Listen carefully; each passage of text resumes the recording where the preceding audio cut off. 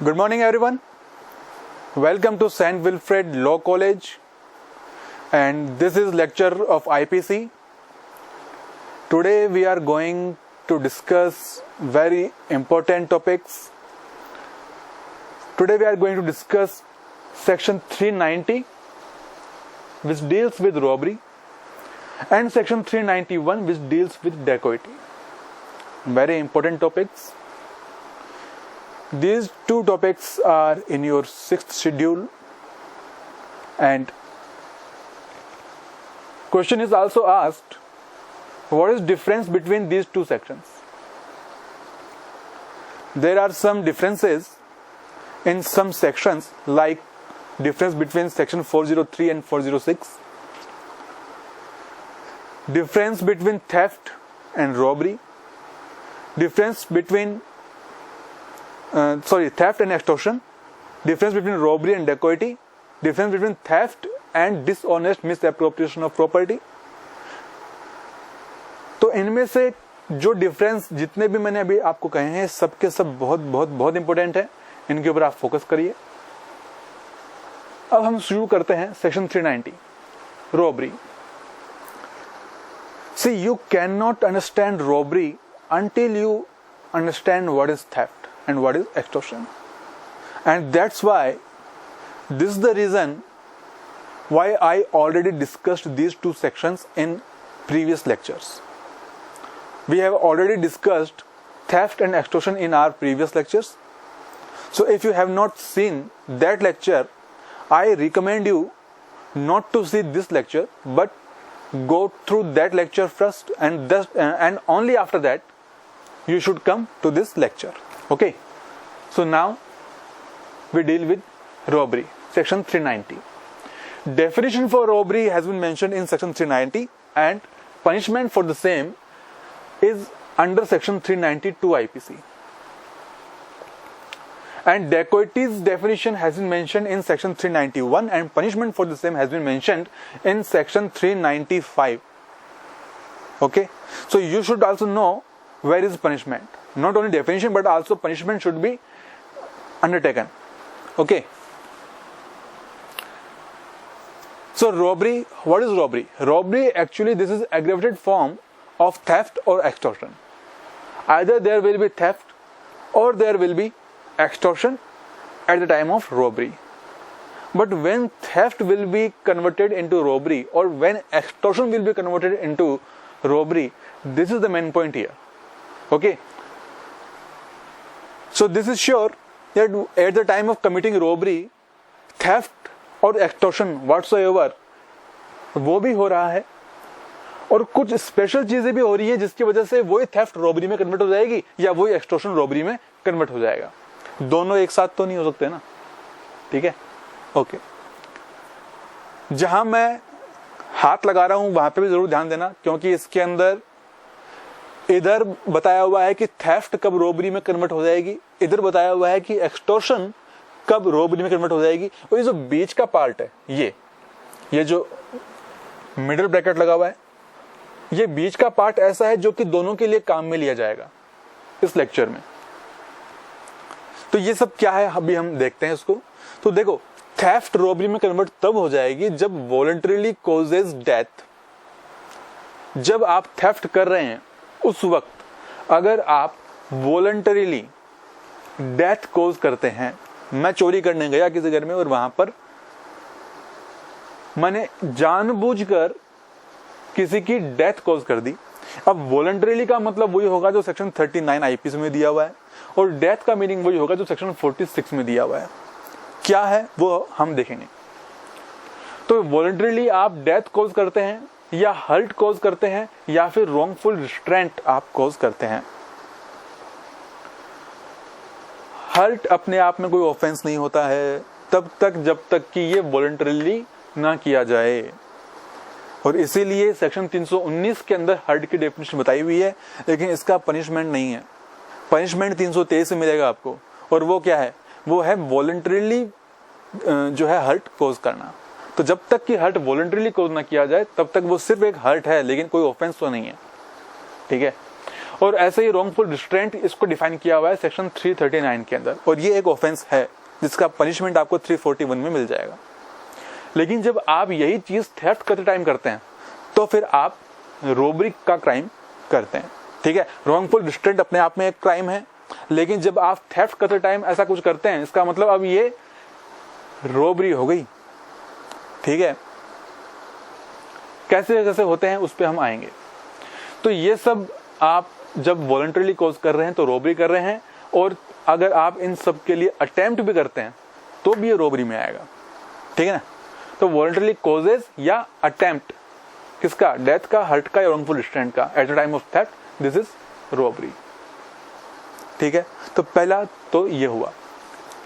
दूसरा क्या है, दूसरा ये है और fear of instant death, instant hurt, instant wrongful restraint. Instant यानी कि तुरंत, हाथों हाथ, वहीं पर आप अगले को डर दिखा रहे हैं कि आप उसकी तुरंत मृत्यु कर देंगे, आप अभी उसको कोई हर्ट कर देंगे, या अभी आप उसको रॉन्गफुल रिस्ट्रेंट का डर दिखा रहे हैं। ठीक है ना, और फिर अगर आप उससे थेफ्ट करते हैं तो फिर इसका मतलब आप रोबरी कर रहे हैं। ठीक है, अब यहां पर जो वर्ड्स हैं जिसका मैंने कहा कि अलग अलग सेक्शन में उनकी डेफिनेशन बताई हुई है, तो उसको हम कवर कर लेते हैं। सबसे पहले वॉलंटरीली सेक्शन 39, तो मैं चाहता हूं कि आप सेक्शन 39 आईपीसी निकाल लीजिए, जिसके अंदर वहां पर आपको ये मिल जाएगा। आई होप कि आप बैरेट सामने रखते हैं ताकि जहां भी मैं पढ़ रहा हूं वहां आपको मिल सके। तो 39 में आप देखेंगे लिखा हुआ है कि a person is said to cause an effect voluntarily when he causes it by means whereby he intended to cause it।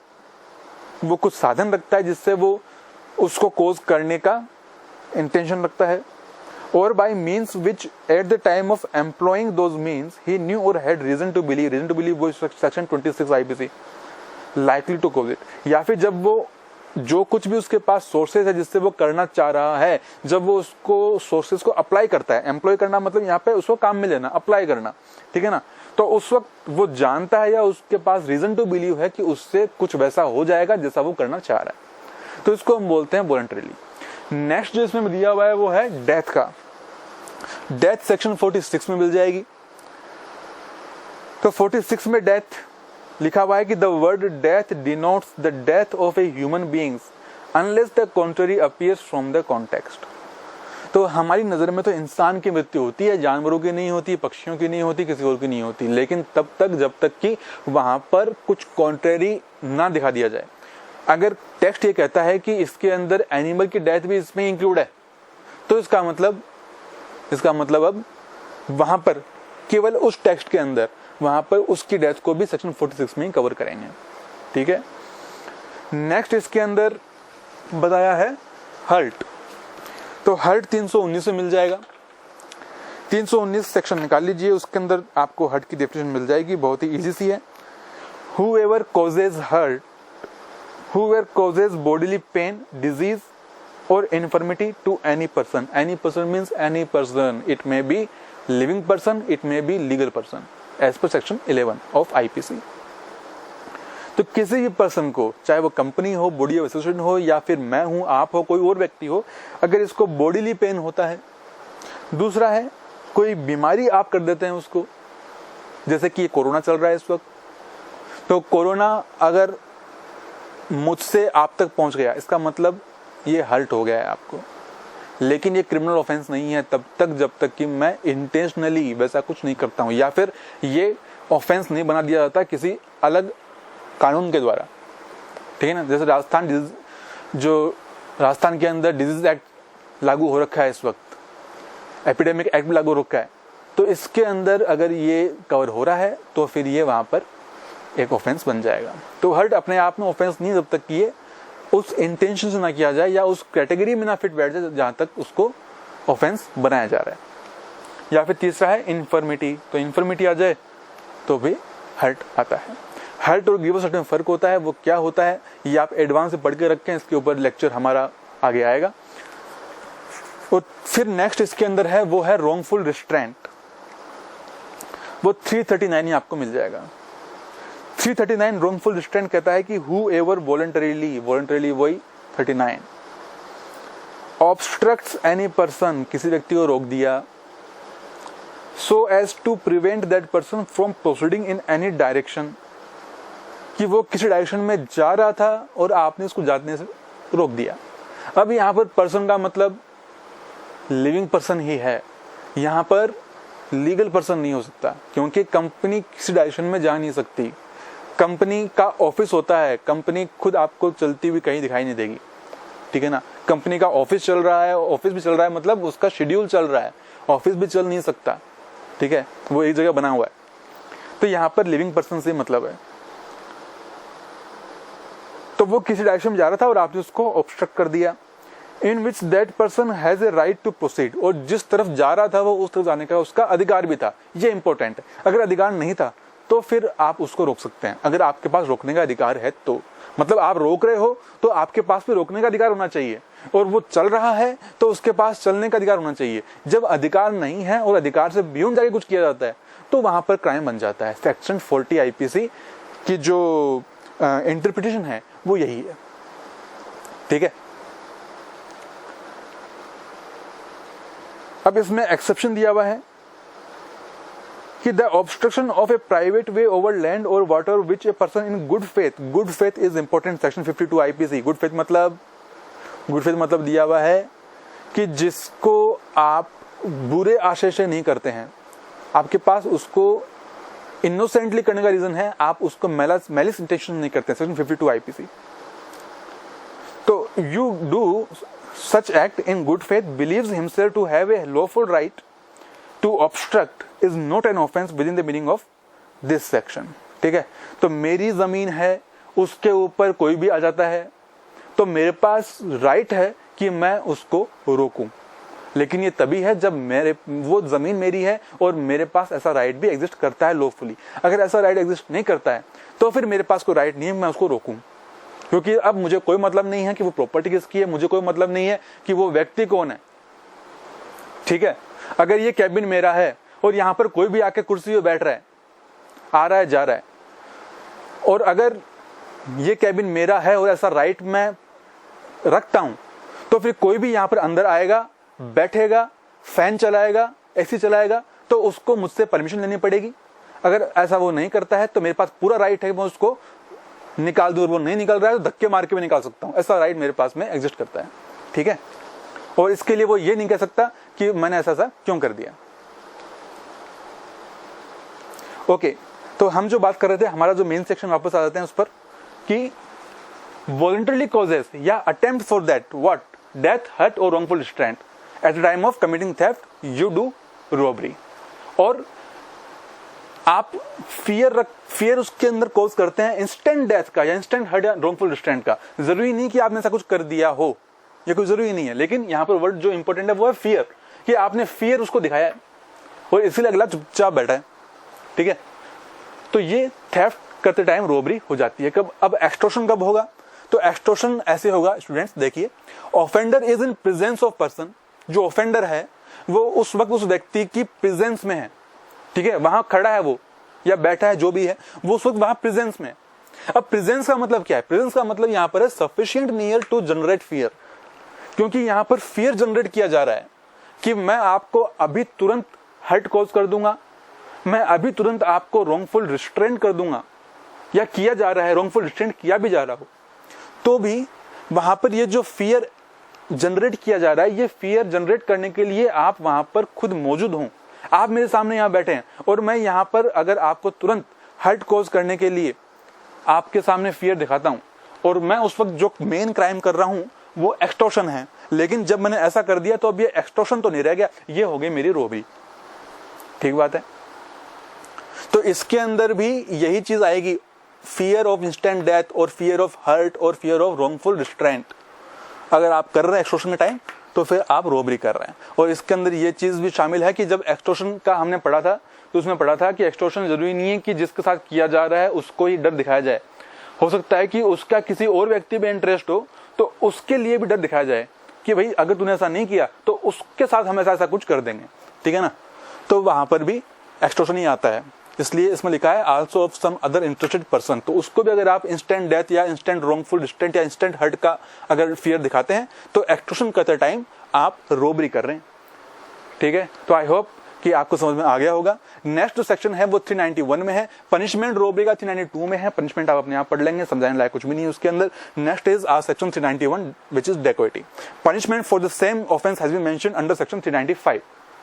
So what is dacoity? Dacoity can be understood only if you have understood robbery.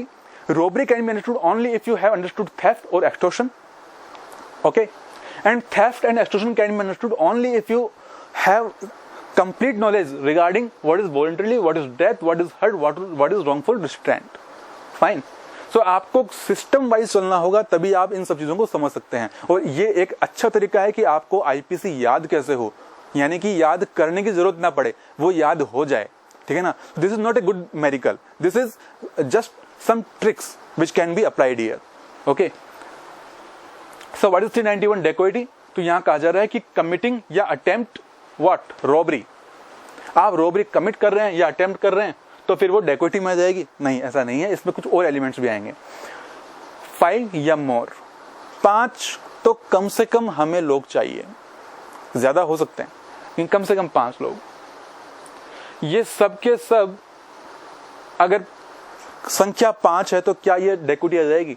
ये dacoity तब भी नहीं आएगी। अब इसमें एक element और है, वो है कॉन्जॉइंटली, और ये बहुत इंपॉर्टेंट है। इसके ऊपर जो DGS की एग्जाम होती है उसमें और जो जुडिशियल एग्जाम होती है उसके अंदर भी क्वेश्चन बना के पूछते हैं, प्रॉब्लम बेस्ड क्वेश्चन आता है कि अगर 5 लोग रोबरी कर रहे हैं तो क्या सिर्फ 5 लोग रोबरी कर रहे हैं इतना काफी होता है डेकोइटी कमिट करने के लिए? तो नहीं, ऐसा नहीं है। कॉन्जॉइंटली उनको काम करना चाहिए। कॉन्जॉइंटली मतलब वो वहां पर एक साथ मिलकर उसको, उस एंड को रिसीव करना चाहते हैं, उसको वो पाना चाहते हैं। तो प्रेजेंट एंड एडिंग, इस कॉन्जॉइंटली में जो लोग वहां पे प्रेजेंट होकर ऑफेंस कर रहे हैं वो तो है ही, साथ में जो लोग उसको एड कर रहे हैं, क्योंकि आजकल टेक्नोलॉजी का जमाना है, जरूरी नहीं है कि वहां पर ऑन द स्पॉट जाया जाए उसके बाद में क्राइम किया जाए। ठीक है, फोन करके भी हम ये सब कर सकते हैं, या इंटरनेट के जरिए भी, या और भी जो एडवांस टेक्नोलॉजी है उसका यूज करके हम कॉन्जॉइंटली काम कर सकते हैं, जो कि आपने हॉलीवुड मूवीज में अच्छा खासा देखा होगा, और अब तो बॉलीवुड मूवीज भी ऐसे इस तर्ज पे बनने लगी हैं। तो ये तीनों एलिमेंट्स इंपॉर्टेंट है और कॉन्जॉइंटली तो बहुत ज्यादा इंपॉर्टेंट है। अब इसके अंदर सवाल खड़ा ये होता है कि लायबिलिटी इसमें क्या किसी एक व्यक्ति की होगी जो वहां गया है ऑन द स्पॉट, या फिर लायबिलिटी उसकी होगी जिसने एडिंग की थी? तो यहाँ पे लायबिलिटी बताई हुई है कि everyone is liable for dacoity, जो भी उसमें कॉन्जॉइंटली काम कर रहा है, लेकिन कॉन्जॉइंटली उतना जरूरी है तो फिर वो डेकोइटी आएगा। लेकिन अगर यहीं पर मैं थोड़ा सा इसको ट्विस्ट कर दूं कि 5 लोग तो हैं, 5 छोड़ो 10 लोग हैं, तो 10 लोग हैं और वो कॉन्जॉइंटली नहीं कर रहे। ठीक है, सबके सब अलग अलग कर रहे हैं, 3 लोग अलग कर रहे हैं, 4 लोग अलग कर रहे हैं, 3 लोग अलग कर रहे हैं। तो अब ऐसी कंडीशन में, या फिर चलो मान लेते हैं कि 5 लोग भी हैं लेकिन कोई भी एक साथ मिलकर कॉन्जॉइंटली वहां पर उसको एक्ट को नहीं कर रहा है, तो फिर बाद में वो रोबरी तो हो सकती है, डेकोइटी नहीं होगी। ठीक है, समझो मेरी बात कि कॉन्जॉइंटली होना बहुत जरूरी है। 5 लोग कम से कम होने जरूरी हैं, लेकिन सिर्फ 5 लोग होना काफी नहीं है, कॉन्जॉइंटली होना भी जरूरी है। तो हम कह सकते हैं सेक्शन 34 IPC यहाँ पे लग जाएगा, 34 एंड हाँ ठीक है 34 लग जाएगा। Okay, so this were 2 section 390 391। Next topic is 390 versus 391। दोनों में डिफरेंस क्या है? अगर आपको ये समझ में आ गया है तो बहुत ही सिंपल से डिफरेंस है, और इसके ऊपर क्वेश्चन LLB में तो आपके आने की संभावना है, जुडिशियल एग्जाम्स के मेन क्वेश्चन के अंदर भी आने की संभावना इसकी बनती है, डिफरेंस बिटवीन 390 एंड 391। तो पहला डिफरेंस जो है वो है नंबर ऑफ पीपल को लेकर, कितने लोग शामिल होंगे। तो देखो, रोबरी के अंदर एक व्यक्ति तो होगा ही होगा, ठीक है, मैक्सिमम 4 मान ले क्या, ये एक क्वेश्चन खड़ा है कि मैक्सिमम 4 मान ले क्या। 391 जब पढ़ते हैं तो उसमें कम से कम 5 लोग चाहिए, तो क्या हम ये बेस मान सकते हैं कि 5 से कम हुआ तो रोबरी और 5 या 5 से ज्यादा हो गई तो डेकोइटी हो गया? ऐसा कुछ जरूरी नहीं है, जैसा कि हमने बात की थी कि कॉन्जॉइंटली होना जरूरी है। तो अगर 4 से ज्यादा हैं, चाहे 5 हो या 6 7 8 9 10 100 लोग कितने भी हों, लेकिन अगर वो कॉन्जॉइंटली काम नहीं कर रहे हैं, बीच में लिखा है मैंने कॉन्जॉइंटली, अगर कॉन्जॉइंटली काम नहीं कर रहे हैं तो यहां लगा रखा हमने क्रॉस मार्क, तो फिर इसका मतलब वो डेकोइटी नहीं होगी, रोबरी होगी। लेकिन अगर सही मार्क लगा दिया मतलब कॉन्जॉइंटली काम कर रहे हैं तो फिर मिनिमम 5 नंबर होते ही वो 391 में चल जाएगा। दूसरा डिफरेंस वो है 390 जो है वो एग्रेवेटेड फॉर्म है थेफ्ट का या एक्सटॉर्शन का, ठीक है, ये जनरेट हो रहा है फॉर्म। लेकिन 391 जो है ऐसा कुछ भी नहीं है, ये सिर्फ रोबरी का एक स्पेसिफिक फॉर्म है, जनरेट नहीं हो रहा है। This is not generic form, this is simply एक स्पेसिफिक काइंड ऑफ रोबरी। हम कह सकते हैं डेकोइटी क्या है, डेकोइटी रोबरी का एक स्पेशल काइंड है, ठीक है, कि 5 लोग भी हुए तो डेकोइटी नहीं होगी तब तक जब तक कि कॉन्जॉइंटली काम ना करे। यानी कि डेकोइटी होने के लिए कम से कम 5 लोग की जरूरत है और साथ में कॉन्जॉइंटली काम करना भी जरूरी है। और तीसरा जो इसमें डिफरेंस जो मुझे नजर आया है वो ये है कि 391 का जो पनिशमेंट है वो ज्यादा सीवियर पनिशमेंट है और 390 का जो है वो कम सीवियर पनिशमेंट है, ठीक है। आप उसका पनिशमेंट पढ़ेंगे 392 और 395 के अंदर तो आपको पता लग जाएगा कि पनिशमेंट किसमें कितना ज्यादा कम है, ठीक है। और ऐसा क्यों है, ऐसा है क्यों, पनिशमेंट कम ज्यादा रखा क्यों गया? कॉमन सेंस की बात है कि जहां पर 5 लोग काम कर रहे हैं, क्योंकि डेकोइटी है तो 5 लोग कम से कम काम करेंगे, तो 5 लोग जो काम करेंगे वो ज्यादा नुकसान पहुंचाएंगे, ठीक है। मैं हूं, कोई सर है, कोई मैडम है जो आ गए हैं, मिलकर हम ऑफेंस करना चाह रहे हैं, तो अब ऐसी कंडीशन के अंदर हम एक से ज्यादा मिल गए हैं तो डेफिनेटली हम ज्यादा नुकसान पहुंचाएंगे, ठीक है। तो this was our lecture for today.